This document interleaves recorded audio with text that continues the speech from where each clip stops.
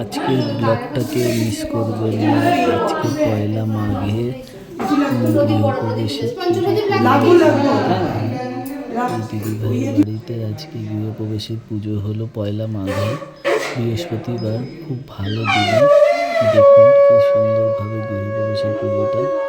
সবাই দর্শন করুন নারায়ণকে দর্শন করুন।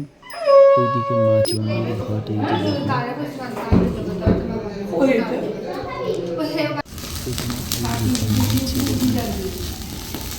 খুব সুন্দর করে রং করা হয়েছে গৃহপ্রবেশে।